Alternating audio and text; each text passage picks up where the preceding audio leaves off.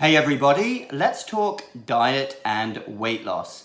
This is obviously a question which is on lots of people's lips, and I would say in my clinic, in my wellness clinic, it's probably the most frequent question that I get asked.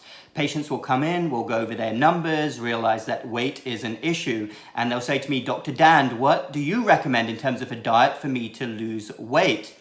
Right off the bat, I'll make it clear, I'm an internal medicine doctor, I'm not a nutritionist, but I have read a lot of research, I've seen a lot of studies, and I've also witnessed progression in my own patients. So I do feel that I'm well placed to give a strong opinion on this. When patients first sit down with me, they'll frequently go over different strategies that they've tried or books that they've read on different diets. They may talk about the ketogenic diet or fasting for long periods every day, which is becoming very popular as well. And they'll say, is there something that will work for me? I do not believe that there can ever be a one-size-fits-all approach. You could probably write a book or even 10 books on all of the different diets which have been claimed to be a magic diet that works for everyone just in the last couple of years. There is no such thing. If you ever hear that, it's a load of nonsense. There are simply far too many variables involved, people's individual genetics, their body makeups, that will determine whether or not a particular diet works for them.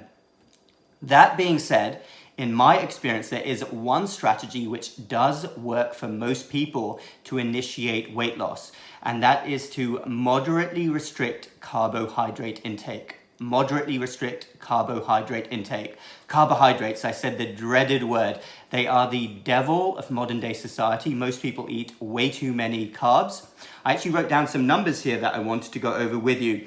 Firstly, remember we're coming from a place where 70% of the United States is overweight or obese, defined as a BMI greater than 25. That's a shocking number, and it's gone up alarmingly over the last few years. The average American consumes 3,600 calories every day. 3,600 calories, that number has gone up about 25% since the 1970s. The recommendations, by the way, for how many calories we should consume, for an average adult, it's about 2,500 calories for men and 2,000 calories for females. So you can see we're way above that. And remember, the 3,600 calories is an average. Most people are not athletes or very active, and they need nowhere near that. How many carbs should we consume every day? Well, the general recommendation is to consume about 45 to 65% of your total energy intake via carbohydrates. Coming back to why most people are attracted to carbs, just naturally, you can blame your inner caveman.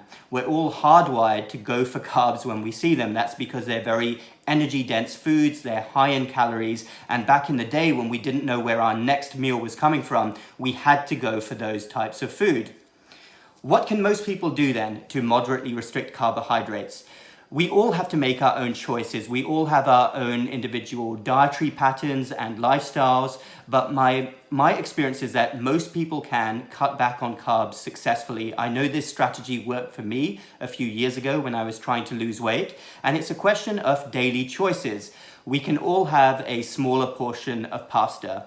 We can all have half a sandwich instead of a full sandwich, or we can skip on the bread before our main meal. There are so many different ways that we can do this, but in my experience, moderately restricting carbohydrates works for most people to lose weight.